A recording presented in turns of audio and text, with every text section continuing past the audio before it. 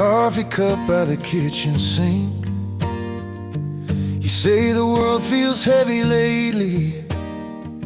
Hard to smile, hard to think.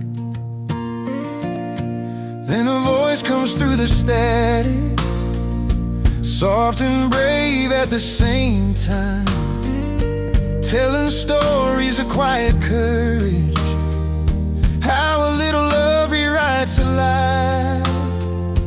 Captain Kindness on the radio, turning every heartbeat into hope. In a world that's begging for a sign, he reminds us love is fine. Not just a line on this Valentine's Day, let it show. Every gentle word, a rose you grow. It's the courage just to care that makes us free. But that's okay. This kind of love that we can be.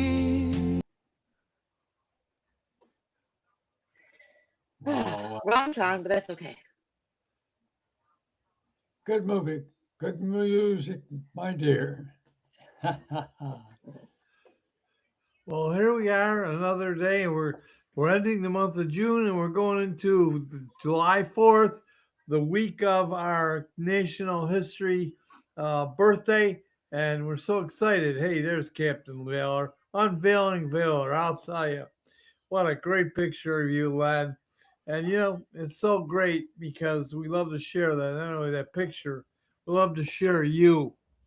And it's such a privilege to be able to have you here on Fridays, be able to share with the world your heart, your loyalty, your success, your ability to what you've done in helping create the great history of the country of the United States of America.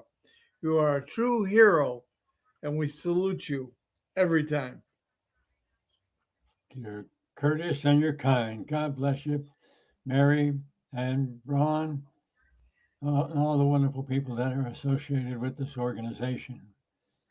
And I'm just honored to be a part of it because a long time ago, I got to meet Mary Stanley. And Mary was in the military and she did her services there. And up she came. And after she finished, and she heard about our Golden Rule Society. That's a charity, and we don't get paid. We just are dedicated to help making it a better world, treating people the way they want to be treated, truthfully, with dignity and respect. And I learned that from my mother when I graduated high school. Got out of school, ready to go into the Navy, and my mother stopped me as I'm ready to walk out the door with my bag. And she said, Len, I want you to remember this. Wherever you go, whatever you do, whoever you meet, be courteous and be kind. And ladies and gentlemen, those two words are in my heart, my soul, and my mind. That's the way we want to make it do. And I've only got 5 nominations for the Nobel Peace Prize. And number 2022, I was number 2 in the world. That's all right. They don't pay me, but it's nice to know that we're doing this sort of work. And Mary, when she came aboard, she heard about what we were doing here with the Golden Rule Society. And she explained to me what she was doing. And she asked, she said, I'm interested. Is there any opening? It took me less than 2 seconds to say, welcome aboard, Mary, because she is so talented. And I'm going to tell you this, ladies and gentlemen, Mary Stanley, this year was selected as one of the #1 female individuals in the United States doing wonderful work to help make it a better world in our country. Not only that, but the world. Because of courtesies and kindness, there's no limit. Of course, we get people that are trying to kill each other and cause all kinds of problems when they can just turn it around and say, I think I'll just be nice. And why not? Because it works out. Treat others the way you want to be treated, truthfully, with dignity and respect. And you do that, You're going to be a happy person. You're going to be more successful. And why not? Rather than throwing rocks and fighting and causing problems for everybody and their brothers. Well, nobody needs that. And that's why we're here with this program. And we do it with other organizations as well. And I'm eager and anxious to tell you about them.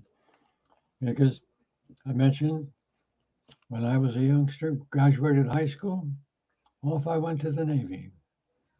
And there I was, right out of high school. And when I got there, the Navy said, "Welcome aboard there, young man. And we have to take tests." Okay, that's normal. So next thing I know, this gentleman comes up to me and he says, "Len, I noticed in the test that you took, you have 2 years of college." And I said, well, to be honest, I don't want to misrepresent myself. I never went to college. And he said, "Well, you passed the test. You're a smart guy." I said, "Well, there's nothing I can do about that. So what's the option?" They said, "Well, the option is we'll let you take an exam to see if you might be qualified to enter the Naval Aviation Training Program down in Pensacola, Florida."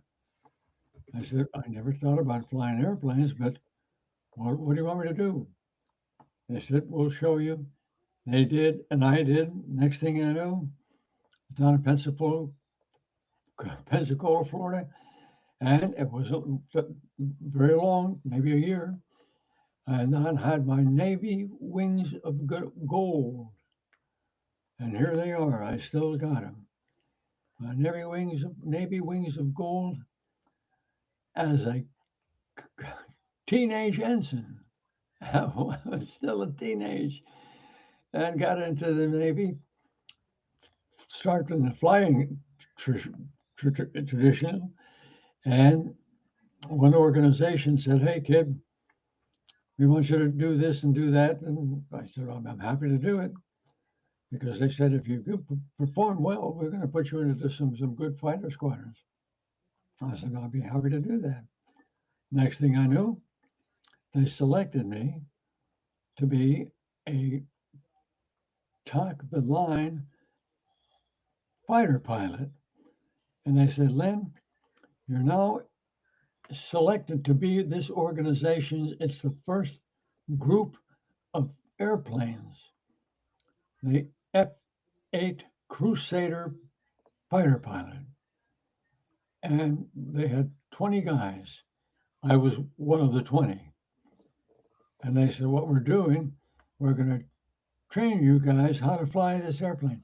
And it's the first fighter pilot in the Navy that could fly more than 1,000 miles an hour. That's pretty fast, isn't it? Wow, it's fast. And it was very successful. And during the competition, I was like number 9 or 10, close to the top selection in the competition. And the next thing you know, off we went, started flying airplanes here, there, and everywhere with the Navy. And then the Navy also had this competition, and they call it the Top Gun. They gave it their name, and they let people compete in the Top Gun. And guess what? Here it is, ladies and gentlemen, Top Gun. I was the first East Coast Top Gun and the first all-Navy Top Gun. Wow, that was really something. And we then started doing other things. They said, "Len, you're doing pretty good, so you're going to they made me an instructor pilot." That was kind of fun, don't you think?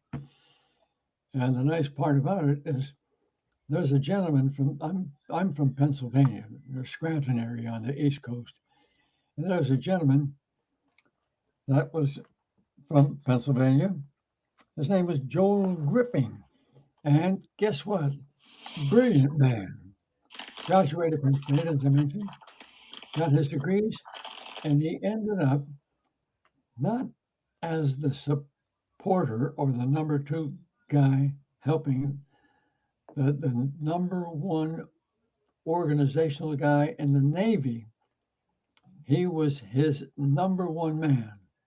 And then he ended up as the number man report with the second naval guy that was in charge of the Navy fighters and all that. And he went on to be in charge with the the man, the leader, three top leaders in the Navy. He was the assistant, but all three of them. And wonderful man. And I love to talk because even I mentioned his name. His name is Joel Gripping. And one day, when I was doing my magic as helping others, he called me on the phone and said, "Hey, Len, I've been watching and listening to what you're doing." And he says, "I have a little question for you." He says, "I'd like to be one of your senior advisors." And ladies and gentlemen, it took me almost 2 seconds to say, "Welcome aboard." And that's the kind of man he was. Sadly, after a couple of years, the cancer got him, and good Lord called him to heaven. And he's there with the good Lord. And the gentleman that you see here, Mr. Ron Clayton, he filled in for Joel Gripping. So what we have now is Ron Clayton, and I want you to raise your hand. I'm going to salute you, Ron Clayton. You're the man. He is in charge of the program now. Does a marvelous job. Oh, I could go on and on one of the things that he is doing. Let me give you a simple example. In the United States, the largest naval station in the USA is up there in New York area, very close to where Ron Clayton lives. Well, so what did Ron do? Fix it. So I was a total as the guest speaker to the biggest naval air station there. And what we did at the station, honoring those who have served, fought, and died to save our country and save our freedoms. And one of the ladies that came there to the station to honor the members who had given their lives, Mary Stanley was her name, or still is her name. And she had a wonderful husband and two cute little children, a young lady and then a young son. And especially the young lady, she brought, because of her mom, a bunch of little sticks about the size of 6 inches. And it was wood, but on the top of the wood was the flag of the United States of America. Our God blessed flag. And the kids, there were bunches of them, they would go around to where each of these heroes were buried. And in their burial spot, they would put in the little stick with the flag, showing them and their families and anybody that came back how dedicated they are to thank them for what they did to give their lives for our freedom. And that's why we're here. We're here to serve. And next thing you know, Mary Stanley, she's part of the program. Really a big part of the program. As I mentioned, number one in the world as a female organizationist that is still doing magic. And why stop? Might as well do that, because that's why we're here today. And for those of you who are listening and want to get involved, what we're going to do is give you the opportunity to take advantage of all that we offer. And here's what I want you to do. make this a point. We're not selling anything. What we're doing is we're offering people the opportunity to be successful. Do this, do that, take a pivot. Wow, that's why we're here, to help make it a better world. And treating others the way you want to be treated is truthfully, and as dignity and respect and success. And that's why we're here, and make it better all the time. And oftentimes you hear in the news these days the crazy people that are trying to destroy our country, the United States of America. And just next month, we're going to have the 4th of July, the history of our country. Right there is where it started. Freedom. That's what we're all about. And what I'm going to do is ask Ron Clayton, if you would, give us some wonderful words of wisdom so I can take a little sip of my coffee, please. Well, thanks, Len. I really appreciate your sharing, as you always do. You're so generous, even with your time, because this is your show, and Mary and I are merely the hosts to be able to bring you, introduce you to the world. Well, the world knows you because you are such a worldwide known hero. And so all we get to do is add a little more. We get to put a little more icing on the cake. And this being our 250th anniversary of our country, we're celebrating. And of course, this is coming up. This is 4th of July, Independence Day weekend celebration coming this week. And I'm sure around all the towns, people listening to my voice, our voice, going to be celebrating in one way or another. We have a big picnic that we own. We have a big picnic at our house every big holiday. And this year we're really doing something. I'm trying to get my wife's attention. She's got some chocolate. She's going to give me a kiss. So I've got a chocolate kiss here that I'm going to start lunch on. But anyways, we're going to have a big picnic next week. And we got, hot dogs, hamburgers, and all the fixings. And I'll have a little fireworks show afterwards. And we're just going to make it special. We open it up to the neighborhood and friends and family. Invite. If you hear this invitation, you're in Buffalo, New York, look us up.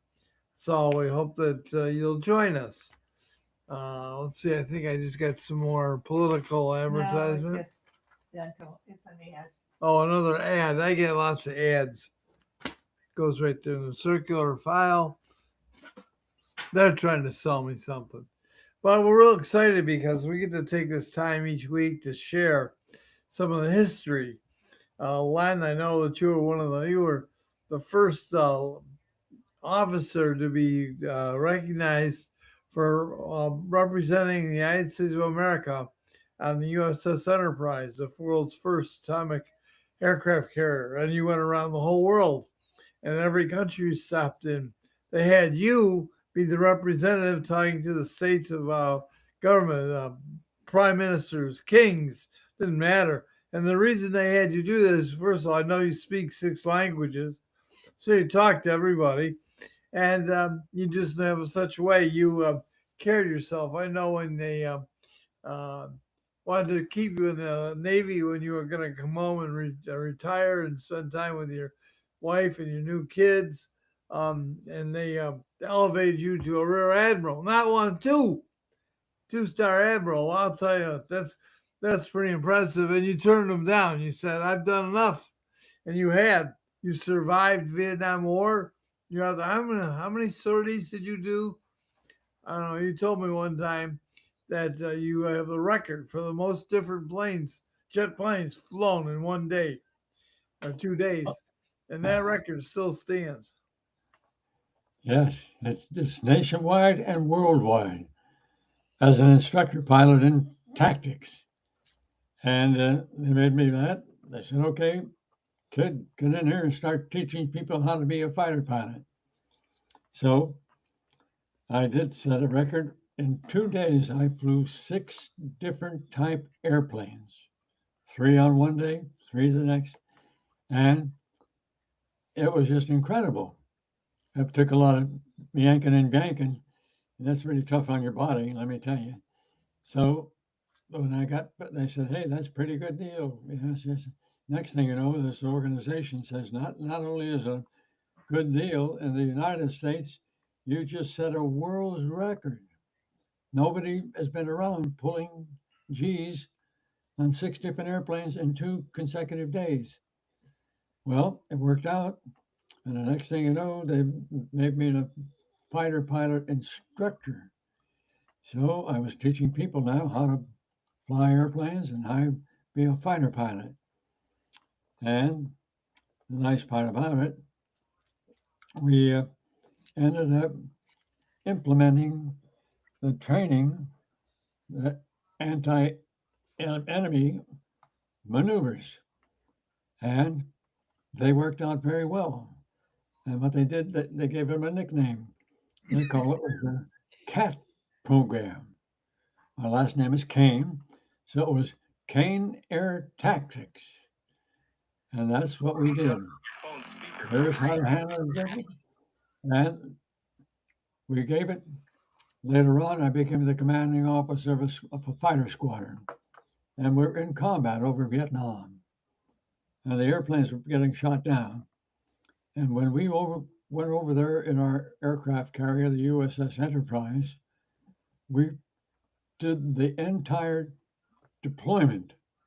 It was almost 9 months on flying a combat over the people there every day. And we did the whole trip and did not lose a single airplane. Zero lost. And most of the other squadrons were getting shot down, this and that and the other. And we kept saying, we want to share this Kane Air Tactics so as not to get shot. And basically, it was 3-dimensional, up and down. So you creating your own protection. And when we were over there, everybody was just so impressed. As a matter of fact, one guy was an ace in World War II, and he was an U.S. Air pilot, and that's pretty good. And he shot down 7 Nazi airplanes in World War II, 7 of them, and and now he was in charge of the Air Force tactics and airplanes in the Pacific. And he heard about what I was doing. And next thing I know, he visited with his assistant, came aboard the USS Enterprise, which was our aircraft carrier. And we spent more than half a day talking about tactics. Here's what you do. You're yanking and banking and here, there, and everywhere. So he thought that was very impressive and very, wow, let's try it. And he and his assistant, they left the Enterprise and they went back to their Air Force facility. And a week later, we got a notification in our squadron and aboard the carrier that said, "Hey, Len, by the way, we virtually cut our losses in half, and we keep teaching, and the losses keep going down." And let me say this, folks, it tugs at the heartstrings to know that you've done something that's keeping people alive. God bless them all. And the people that did not make it, we say bless them all as well. So it goes on. And came back and we did more of these situations. And when we were flying over Vietnam, high altitude, who's down on the ground? The Marines of the United States. We never saw them. We don't know, never knew. We knew they were there, but there was no communication. They're fighting on the ground. We're fighting up in front. Well, little story that I want to tell you this, and it's amazing the impacts on life when you yourself do something to help make it a better world for others. Well, after the war in Vietnam was over and time went on, I got a call one day, and I'm here in San Diego area, California. And the gentleman he called, wonderful, wonderful man. He was one of the Marines on the ground. And he asked me, he says, Len, I want to see you to come down here to Texas. I said, what do you want me to do in Texas? He says, I want you to come down here and meet a gentleman who has something that he needs to tell you. Because my buddy, his name is Jim Kyle, wonderful, wonderful man. And a small world that it is, he was also from Pennsylvania, western part, where I'm on the eastern part. And Ron Clayton called, and Jim Kyle said, you got to meet this gentleman by the name of Alexander Candelaria. I said, okay. So I went down to Texas, jumped on an airplane, flew down, and spent pretty much a whole day listening to Mr. Alexander Candelaria telling me about what he thought was a good way to make combat situations. And he was being medically discharged because he'd been seriously wounded. But the guy's brilliant and still is. And I'll make it short. But the deal is his program that he decided to share with me, see what I could do to help. I picked up the telephone in Texas. I called my office, and next thing I know, I put Call from unavailable. I put, excuse me, people calling all the time. But anyway, what we did was put him in there and gave him a corporation. Paid for it. I paid for it. Part of it. He made me a director and an advisor and all that sort of stuff. Of course, he's in Texas. I'm in California. But the thing is, that's what we did. Put him in business. And it was his acronym was TIVA, informational technology and all that sort of stuff. Okay. But have they been going on for all these years helping medical industries and organizations throughout the world to help medical, the doctors, the attorneys, everybody, the nurses, hospitals. Oh God, they did. Matter of fact, Alexander Calaveras ended up built 3 different manufacturing plants because nowadays in Tiva Health, they just upgraded their name to make it a little jazzier, and they are now called the Tiva team. And they are not only nationwide, they're worldwide. They are #1 in the world supporting the medical industries. I mean, people come to them and say, well, we have these pills, we've got this, and that might take away the pain and suffering from different kinds, but it goes on. And it's really very complicated. And when they start getting into that, they go way beyond me because I'm a fighter pilot. I'm not a medical doctor. But it works, and they're doing it, and that's a nice part of the program. #1 in the world supporting the medical industry. The Tiva team. Wow. So I'm going to take a little sip of my coffee again. And Mary, you can jump in anytime. And Ron, you're always ready because Mr. Ron Slade, he is up to performance, and he is part of the organization that I just described, the Tiva team. Why not? And that's what we're doing, helping to make it a better world. So, Ron, if you have anything good to say, and I know you do, you could jump in and tell us what's happening because everybody ought to know about these things because there's nobody should be suffering from something that they don't need to be suffering from. Sock it to them, Well, Ron. Len, thank you so much. And go ahead, get your coffee. Coffee break time, sir. Yes, sir. Yeah, you were talking about Intiva Health, and you brought that organization, that company. Well, you first of all, you created the company with the owner and the board. You created that company, and today, of course, it's world renowned for a number of things.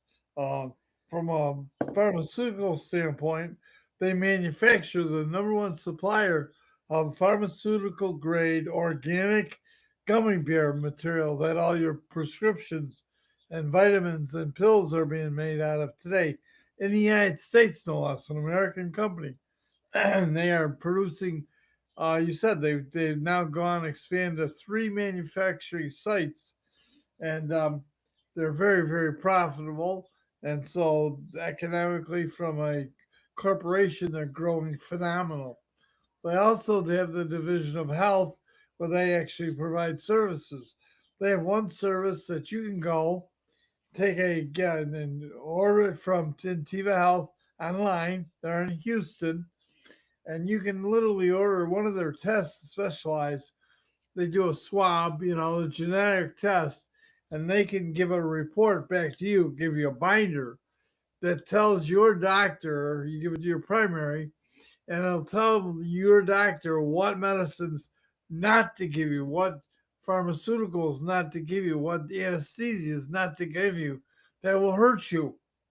That's a test that's available. Some insurance companies cover the cost.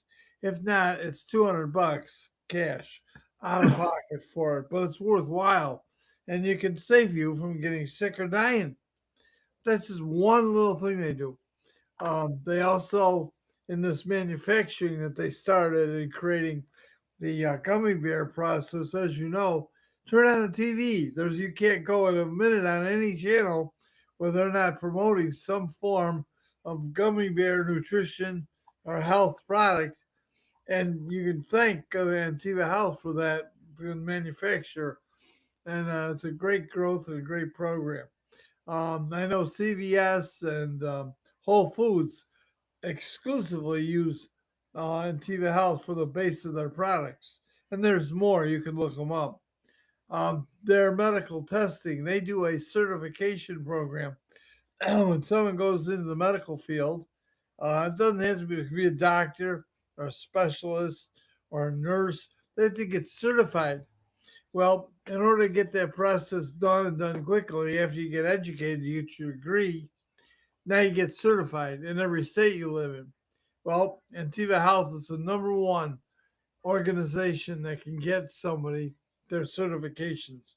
And that led them to be known, besides all the other things they do, to become known as the number one supporter in the medical field.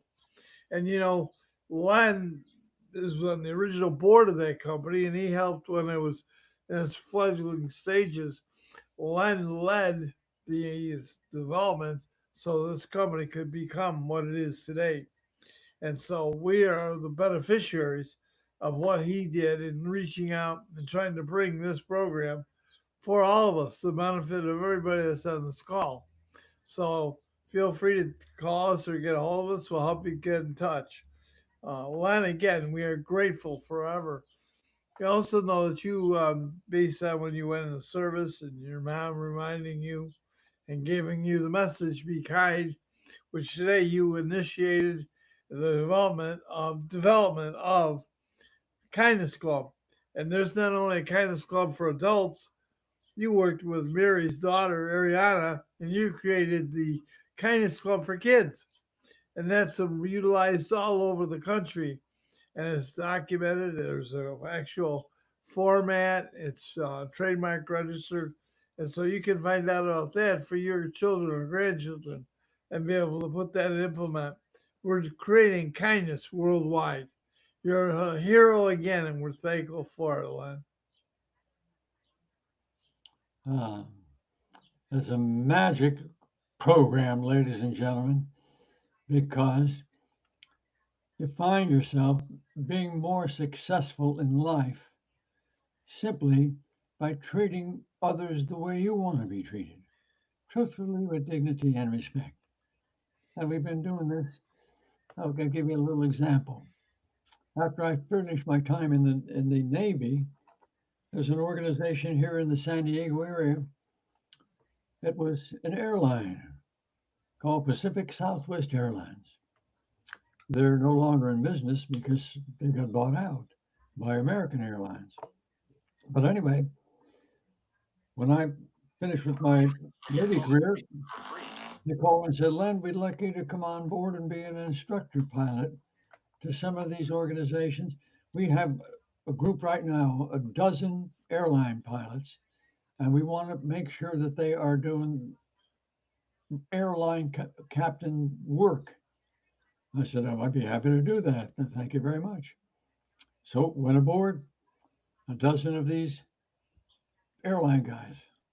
So I made sure that they know how to climb up, descend, turn, all that sort of stuff. That's just, you got to make sure that they can know how to do it. No problem. Nobody gets frightened or anything like that.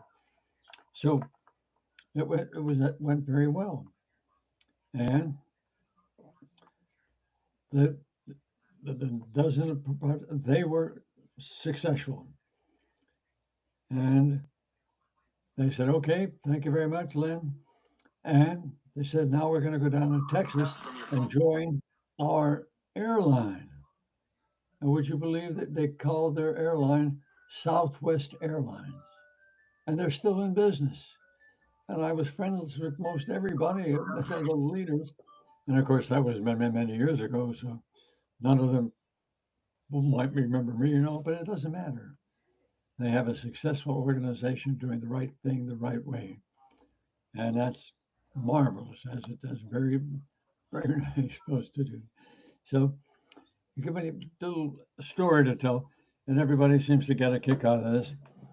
So here I am now. I'm still an airline captain carrying passengers. And one Christmas, I got two beautiful gifts. And it was the same gift from my wife, Ann, and the same gift from her mother back in Pennsylvania. And I said, what am I going to do with these two things that you put on your shirt? Looks good. And they said, well, I don't know, maybe we can sell them. I said, I'm not going to be selling this. So anyway, I got and talked to the people, and I'll make this real short.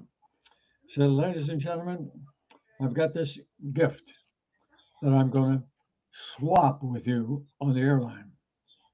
And all you have to do, here's what this thing is worth. It's worth $25. And it's a very attractive little thing that you can wear on your shirt. And it's very nice. People say, oh, that's very attractive. Feminine. I mean, it's masculine, and even people could say that could be for ladies too. But the point is, that's what I'm going to do. I'm not going to take any money. There's no money that's going to travel. I said, if you have something you want to swap with me, just let me know. Just we'll write it on down. We're not selling anything or anything. Well, long story short, we kept moving, and then the airline pilot heard about it. The boss. He said, Len, what are you doing? I told him. He says, oh my God, I got to check the guy that owns this airline. And they went and called him and told him, and the next thing I know, the airline owner calls and said, hey, Len, keep up the great work. And we kept doing it for about a month or so. And we ended up with hundreds of gifts that people would swap. And that's all they're doing. And then when I got all those gifts on paper, I then contacted most all the churches and charities in the San Diego area. I said, I've got all of these gifts. And all I want to say is So I'm going to give it to you. I'm not selling anything. she texted me And you, as a about it. charity, you know what to do with things. So I Sell a got ticket. excited. And long story short, they raised almost, well, they did, just over $1 million. And that expanded. And one of my dear friends, he's an attorney, and we play golf together. And he said, Len, we can't do this happen. We got to get a corporation. So we started a corporation called the Golden Rule Society charity. And we've been had run for 33,000 months, more than 3 years. And it was share the love that people share. And it went on and on. So that's the success that it was. And we have been doing things like this in this show, and we're going to continue. So, Mary and Ron, if I might turn it back over to you, because I think we have reached the epitome here of the show for people to know that this is what they can do. And all they have to do is somehow get in touch. Mary Stanley's got the way to contact. She'll share it with me, and we'll share it with you. Back over to you, Ron and Mary. Jump in, whoever wants. God bless. Mary, are you able to jump on? Yes, sir. Go right ahead. Oh, what do you want me to talk about? Why don't you talk about how you have integrated trying to help families so they can take advantage of travel, being able to use travel to help improve and extend and enlighten the lives of people that have children with issues. So, actually, I've expanded that, Ron. So, with the help of Rick, I am creating what is called the Family Navigator. And we're working on putting it together to pitch it to the state of Minnesota. And what it does is it takes travel, it takes from the time that a challenge is or an issue is recognized from school, doctors, wherever, it links our social services department, our human services, CPS, veteran services, all these different organizations, all these different categories, and puts it all together as one resource. And so there will be a clean line of from challenge all the way to diagnosis to services and resources from children to adults. From start to finish. In travel, it's taking and connecting all the resources, hotels that are designed or accommodating to special needs, but it's also going to any hotel and putting the pieces in place so that kids with needs can be accommodated without. And that's the biggest misconception when it comes to neurodiversity is right now we are in these parents and a lot of people are in this mindset that you have to give the world to them and that it costs so much money to deal with these kids and handle these kids. In reality, it really doesn't. It is simple little things. Little things can make a huge difference. And how just creating that supportive, loving environment is the first step. And that's what we do with travel. And it's teaching how you can travel. Take these kids, from going through border patrol or what's the gate thingy at the airport? I'm having a dull moment. Customs and security. There's the other thing, Ron. Well, are you talking about getting through the passports and those kinds of things? Not even that far. Just getting through that gate, into the airport. Oh, that's just check-in through the. Oh, geez, I'm drawing blank too. It's such a pain in the neck. You have to go through. I call it confiscation. they go through and do your examination to make sure you're not um, smuggling in anything, guns or anything for that matter, food, water, medicines. They try to examine you, and you have to go through that inspection. Um, and then Yes, how to do that better with kids with special needs. There's actually a safeguard and safe care program that you can go to online where parents can register their kids so that TSA, there it is. So TSA, yeah, you got it, TSA. so that it's called TSA Cares, so that these individuals know this child is special or this adult is special. And there's other accommodations for veterans that you don't have to go through the cavity searches and all that stuff. Hi, Ariana. I see you sneaking up behind mom. He's making ramen noodles. Whoa, all right. She's not making cupcakes today? Not yet. Okay. Mama's been in back-to-back meetings since 7 o'clock this I'm morning. allergic to penicillin. Like I'm a sick kid.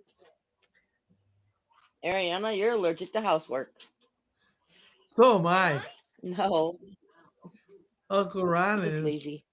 Hey, mom. You know when I'm allergic? Penicillin. I'm allergic to that. Okay, bye-bye. Thank you. Go away. You want me to shut up? Well, I trust everybody's going to have a great weekend. We're running low on time today, but we want to make sure that everybody has an enjoyable and a fruitful and celebratory week as we honor our 250th birthday this year. Thanks, everyone. Thank you, Mary. Thank you, Captain. Hey, and Thank you and kindly. join us ladies and back here gentlemen. at 12:30 Central, 1:30 Eastern for Fad Free with Beth. Okay. Linda will be there. Have a great Yes, one. sir. God bless. Enjoy it. Loads of love. Bye bye for now.